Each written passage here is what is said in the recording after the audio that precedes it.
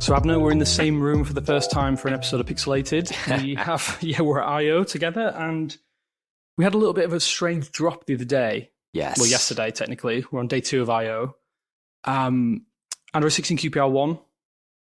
I think it was a little bit unexpected, but kind of welcome. I don't know. You tell me what you think so far. Absolutely welcome. A week ago, but last Tuesday, Android show, we saw it. People have been gunning for it. People have wanted it. It's finally here.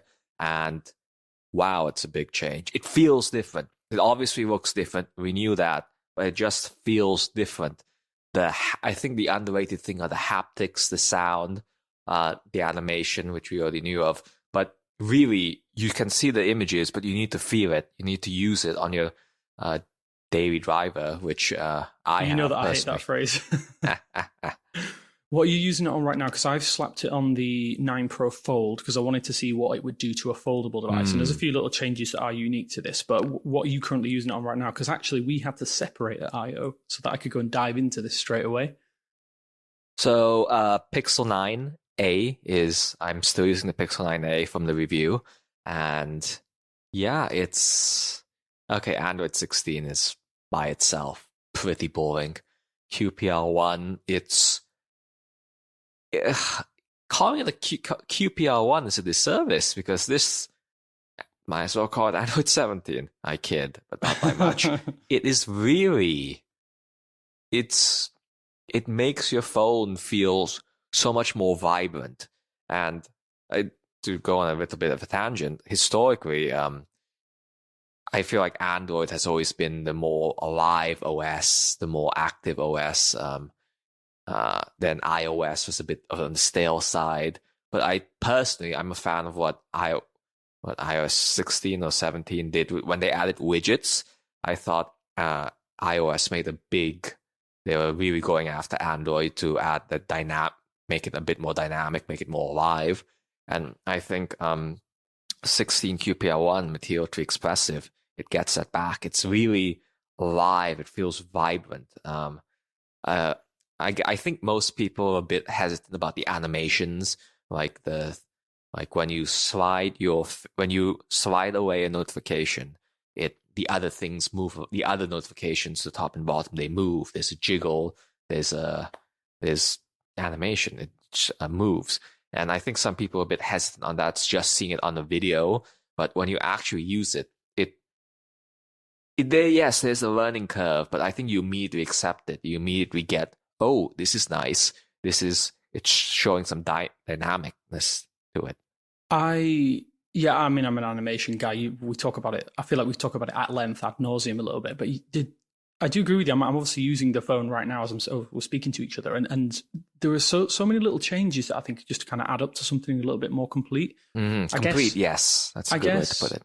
We're going to see some more stuff because there's a few things missing here, and I must admit I've seen a few bugs. Even just before starting recording, I was messing around with the phone, and there's a few little bugs there with regards to like the wallpaper and style app. And to be fair, after that, though, it's pretty stable. We're only using it for 24 hours, right? So in general, QPRs, they launch as betas rather than developer previews. As we've seen with the rest of Android 16 beta, there's still bugs, but this one I think it's par for the course for QPRs in terms of apps the first betas, absolutely. So I think you will get bugs, you will notice bugs, but again, I guess it's too soon for us to say 24 hours, but I'm not seeing anything impacting my usage, and not seeing any regrets on putting it on my on my 9A. I probably wouldn't, but I'm just kind of the person where I'd err on the side of caution, just stay on a stable for a little bit longer just in case. I think it's more a case of like, when I haven't tried to pay for anything yet. Have you tried to pay for anything No, yet? I haven't. So that's always something that I know that obviously most of the time it does work, but I'm always worried that I go and pay for something because I don't carry my wallet. Yeah. And I don't want to be that guy who stood at the checkout and be like, oh, I can't pay for anything. But what do you think of like the customization options? Because I think this is where there's some major changes. Quick settings. Right now, it is quick settings. Is good. Have you arranged them in any specific way? Yes, I have. I've arranged. Honestly, I've been happy. I've been fine with a 2x4 grid of years old, the past 4 years. It's nice tiles. It's very tappable, etc., etc. So when I got mine, the first thing I did was switch them to the smallest size. That's 1 by 1, and I had like maximum of 16 on the first page, but over time, but like immediately you start adjusting it. Some make more sense as two. For example, too wide. For example, the Bluetooth one. If it's just the 1 by 1, and you tap it, it's just an on and off toggle. But if it's 2 by 1 and you tap the right side, it opens the full list of Bluetooth devices like before. So there's some nuance there, and when you're customizing, you need to keep in mind either whether you just want on and off, or whether you want to access the side the inline panels. So a lot of nuance there, but yes, I've absolutely customized it. It is feeding into my density desires, and it is very dense. It is so less pages. I'm down to 2 pages from like 4.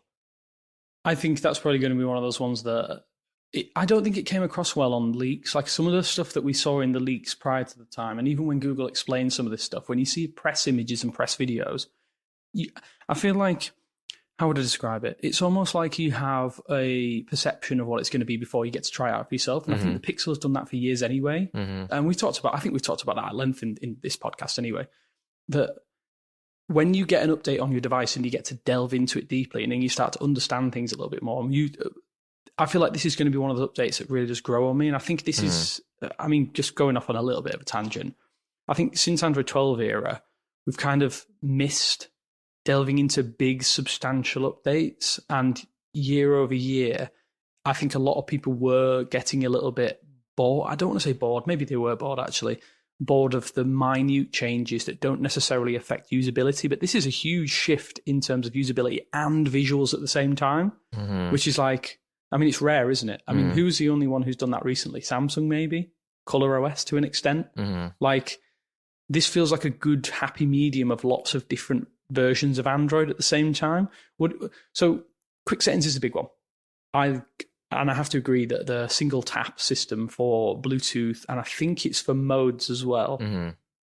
I actually didn't know that it was left and right side with elongated panels. So that's a quick. It's only for the ones that have inline panels, inline pickers. But it doesn't apply to the Wi-Fi button, which I find really because odd you can't turn you can't on and off internet.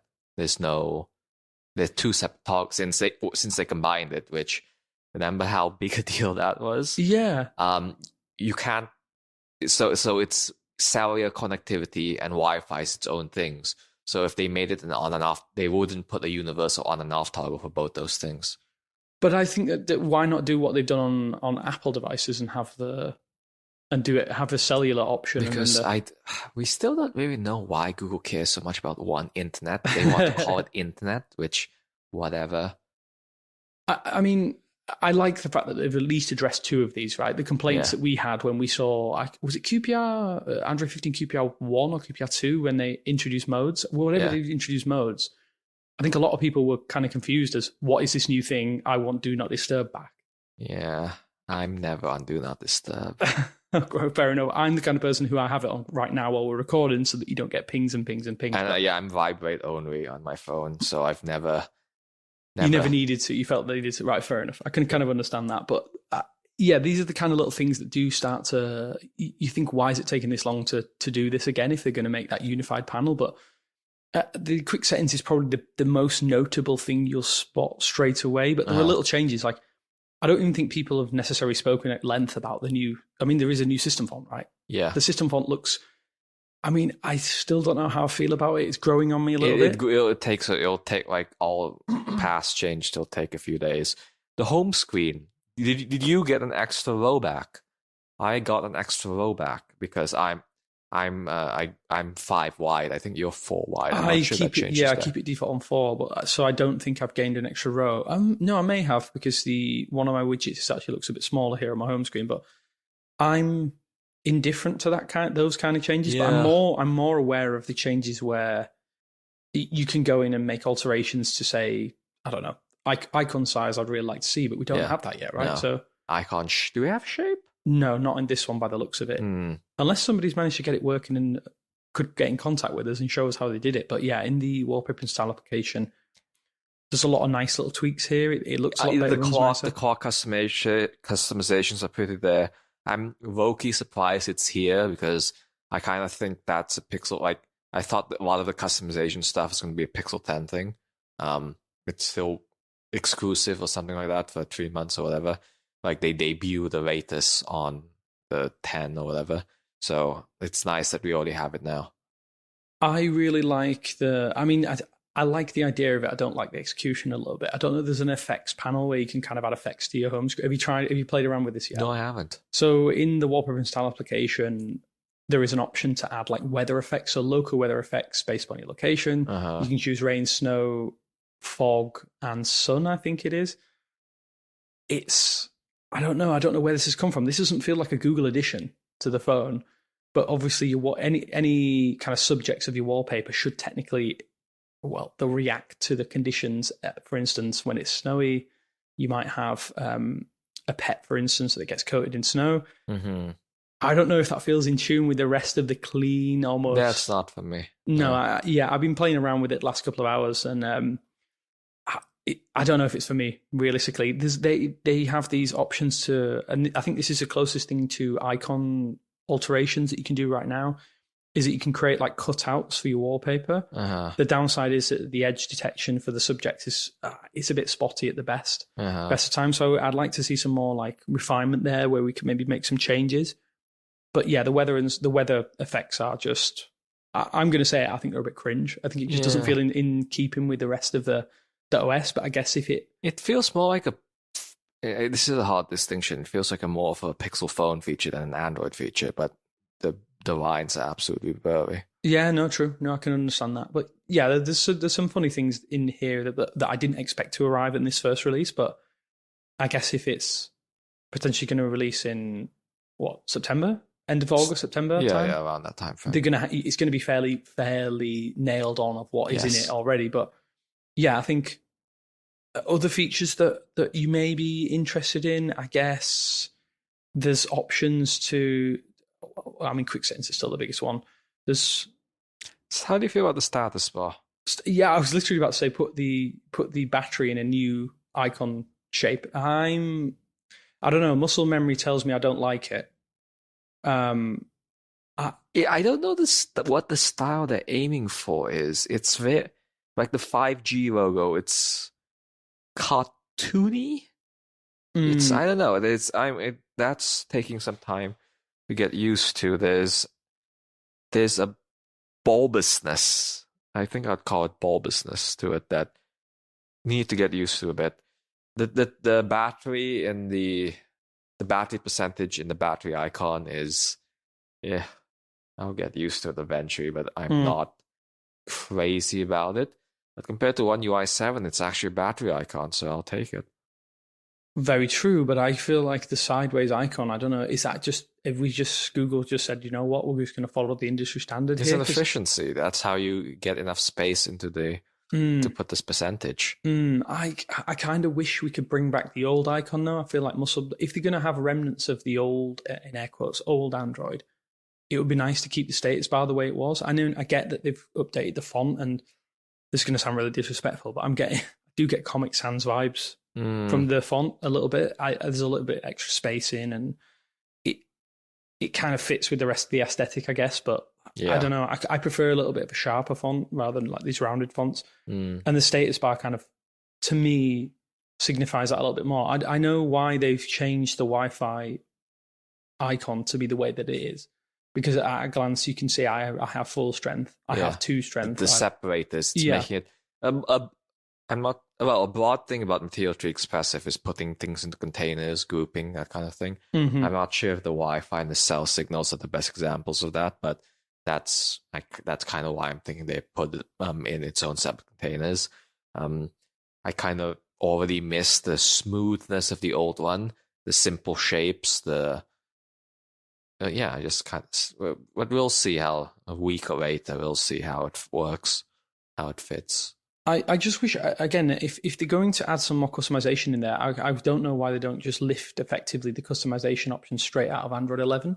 Because you could change the icons slightly. You could change, obviously, home screen icons, the battery and Wi-Fi icon. Well, not the battery icon, but the Wi-Fi icons and all that kind of stuff.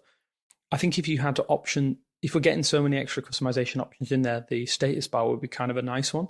I think maybe as well we could, I mean, maybe Google doesn't want to be too technical with it, but I like the fact that on some devices you can even have download and upload speed tracked in this status bar. But I guess visually it looks a bit too techy, I guess. Yeah, maybe. Because I mean, overall, I've got to say, I don't think this feels, which seems ridiculous to say, it doesn't feel like techy. Like old Android would feel like it's nerdy. And I don't mean that in a disrespectful way, because that was why I fell in love with Pixel. No, it's initially. Absolutely like Hollow was extremely nerdy. It was going for Tron futurism. Whenever they debuted on the tablet, the honeycomb, I forgot the ice cream sandwich, whatever. The Zoom, the Motorola Zoom. That's all. Yeah, I remember. Yeah, sorry, the Zoom tablet. Yeah, but that was peak futurism. That was straight out of the movie Tron. I'm pretty sure they had the Android figurine on a light bike. So yeah, that's how far we've come. But at the same time, it's you still, as of 12, I kind of still felt that shades of that, and with this Material 3 Expressive, I feel like that's completely gone. It's bubbery. I think that's how I'd call the entire OS. It feels bubbery. And I kind of like that they're going to lean into this a little bit. It does feel like the natural progression of Material U, I guess, in some respects. I don't know. I don't know where they can go from this. If they want to do another,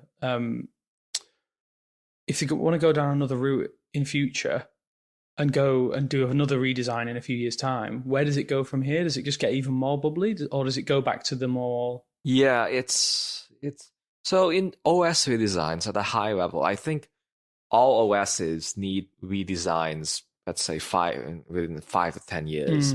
Like maybe 7 is a good compromise. I think OSs, they need to be refreshed every so often. It's not just redesign for redesign's sake.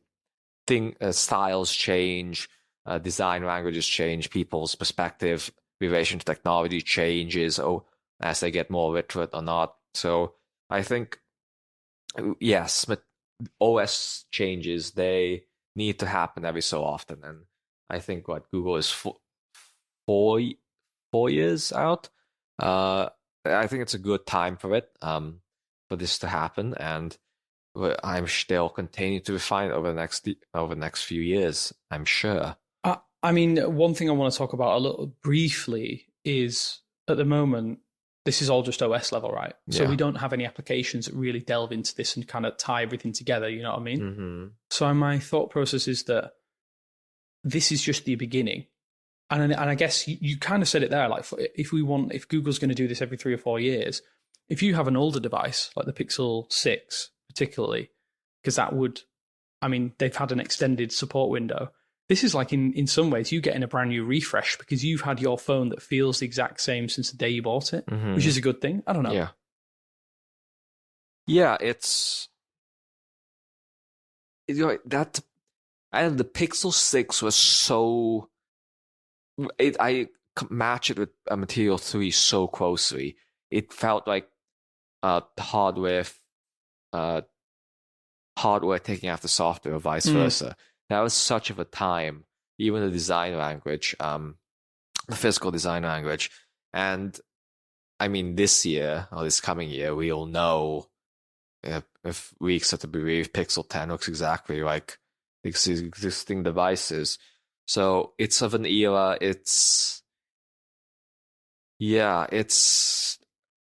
I don't think it's too much. Again, they're calling it Material 3 Expressive. It's an extension of Material 3. So it's not too far departure in that respect, but in other respects, they're really trying bubbly. I just have to keep going back to that.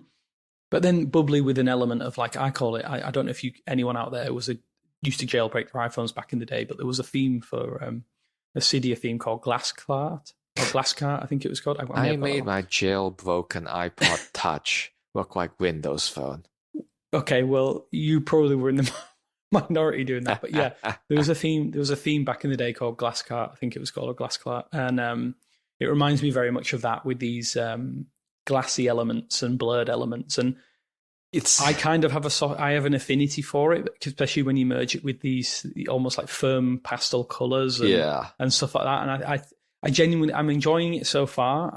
I'm hoping it grows on me more than it already has. I mean, I always like the Pixel experience, but I think this is one of the first times in a long time where I'm like, Google is trying to do something to differentiate themselves from the crowd a little bit. I want to talk about colors in a second, but I think we're right now in the Silicon Valley. We're pretty close to the Apple campus for just because. And next month, we're going to see a big iOS redesign. This is their time for a new design language within that 5 to 10, on sweet spot closer to 10 years, I think. iOS 7, yeah. I'm curious whether both of these, at a high level, I'm just curious whether they end up converging visual language-wise, maybe in terms of the glass, in terms of the blur, whether they end up converging and what that says about UI design and how interaction design and how people expect from the technology these days. I'm very curious whether iOS is going to look drastically different from this, or whether they end up sharing some key similarities. Oh, I think it's a fantastic point.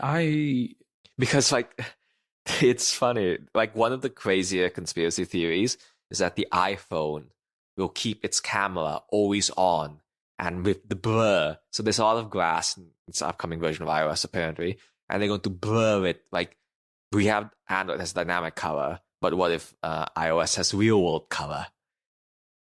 I mean, it's a fantastic concept. I just don't know if it works in reality, especially for a company so, in air quotes, privacy focused. No, but at the same time, historically, this has changed recently with Qualcomm Nuvia stuff, but A series chips, they have so much overhead. Like, in the early, maybe 5 years ago, like the thing that people always said was that there's so much Google iOS is doing so much extra animation that Android phones haven't been able to catch up with.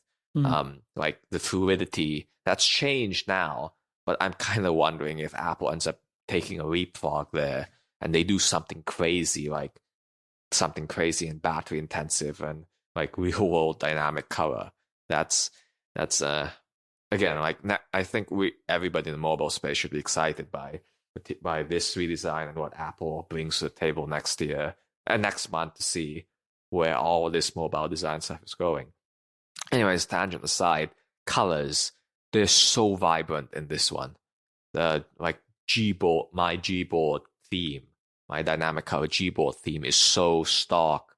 I honestly think it's too much for some apps. Like in Gmail, I just used it briefly, but I kind of can't tell what's unread and what's not based on colors alone. I'm looking more at the bolded text. So I think we need app updates, and I'm sure they'll come before the next Pixel, but the colors are so vibrant. Which I think is a good thing because, like you say, if we do get a convergence of mobile OSs, I think there's a lot of elements here that do fall under certain. This is more playful. This is can already versus the current version of iOS. This is already more playful. Which is I think is a way that Google can effectively endear themselves to specific people. I think sometimes especially if you used an iOS device for a long period of time, that has barely changed, really. The home screen is the same layout, effectively. Yeah. And having those options elsewhere but you can just a quick settings is good. Yeah. Like iOS can theme your home screen, but that's the extent of customization. On Android, dynamic color themes your apps. That's why it's so important. That's why adoption is so important and providing a consistent experience. If you pick a new dynamic theme color, everything changes, and that's so underrated.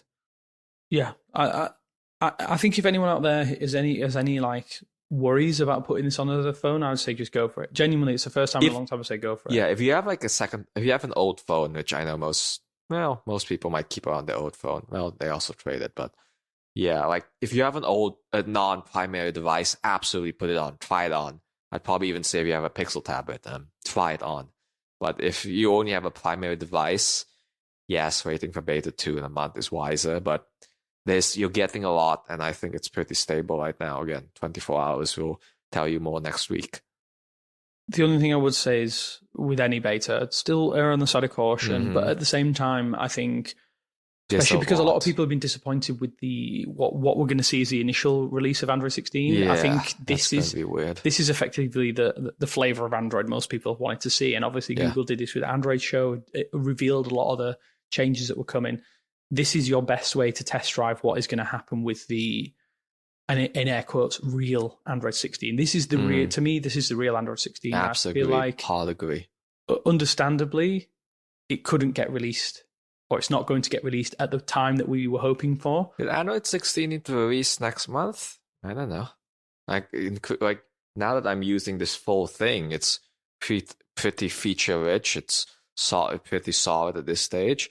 If we kept the last year's Android cycle, possibly, but yeah, it's a strange one. It's a strange one because you only get one chance to make a first impression, and I think Google is kind of missing that with the Android with this base Android 16 and the QPR1. So we'll see how it plays out in the coming months. But damn, this would have been a good first impression for Android 16.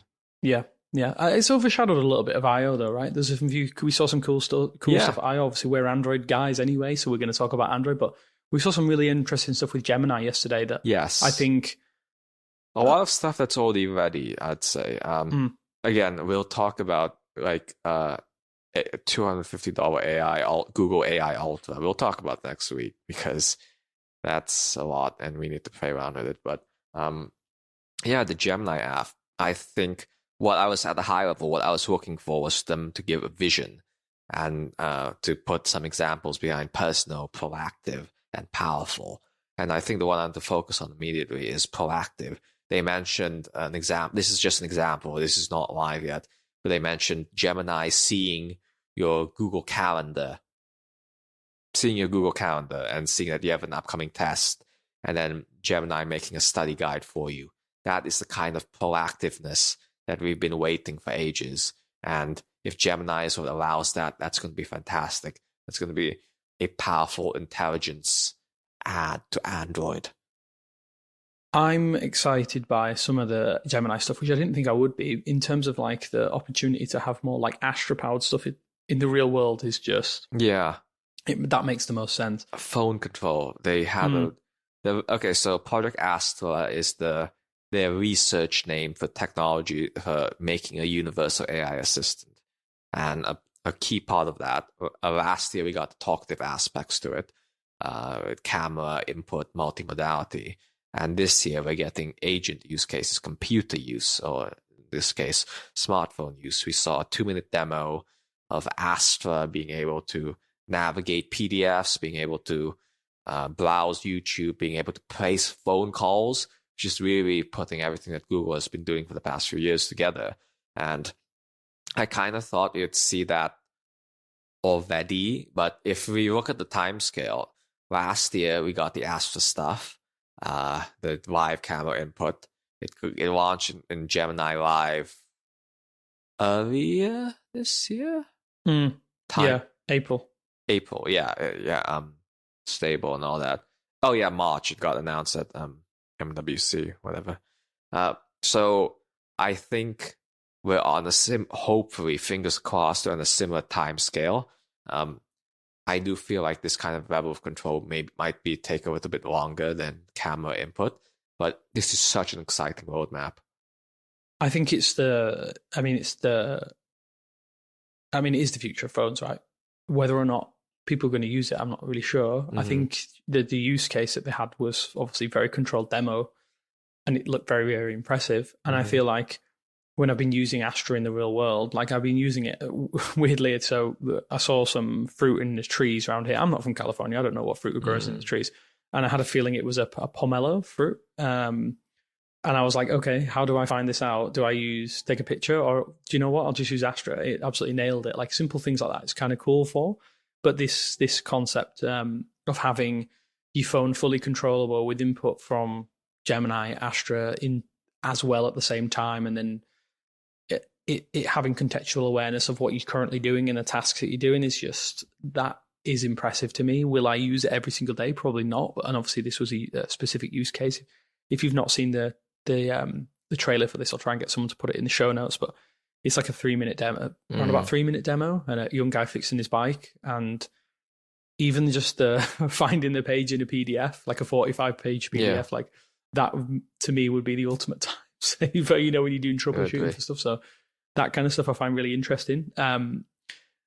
As for the rest of the stuff, again, these are those things that you have to you have to test in the real world. Sometimes it gets scaled back, but I do think Gemini Live Astra Video has been fairly close. It's so natural. It's like it's like asking a friend next to you what this is. They had a very funny demo about I remember the Gemini Live demo asking incorrect things. Yeah, that was pretty cool. That was a funny I/O moment. Yeah, I think I/O in general, though, like I said, there's a lot of stuff that we can't really cover here in one podcast. We'd have our own keynote effectively. There's a lot of information on our website, all these little mini announcements, big announcements, stuff that may have slipped through the gaps. And we're going to delve into that in the next 24, 48 hours anyway here. We still have 1 day left. We're actually still technically on day 2 of I/O. So expect us to hear and see more in the next few days. Yeah, I've thoroughly enjoyed having such a big Android release at I/O because usually we're at the end of the phase, right? We're at the end of the phase and everything's almost behind us. Whereas now with the Android 16 QPR1, it feels like everything's in front of us. We've had an opportunity. You get your opportunity now to dive into a really, really big update. And I think you should definitely go out and try it for yourself if you're able to do so. It's well worth it. And especially, like I say, if you have an older device, Pixel 6, Pixel 7, this is a new lease of life on an older phone. And I'm excited to see what we see today. And thanks for joining us. Yeah, it's great to be doing a podcast in the same room for the first time. It's a different dynamic. Which is definitely a different dynamic. Making eye contact on a video is very, very different to making eye contact in real life. And so, yeah, if there's hopefully this has come across on the pod. But yeah, thanks guys for listening. It's always good to chat with Avno when we're talking about Android. I think we get into it probably more so than anyone. But yeah, thanks for joining us on Pixelated. And we will talk more everything I/O, everything in between next week. Bye.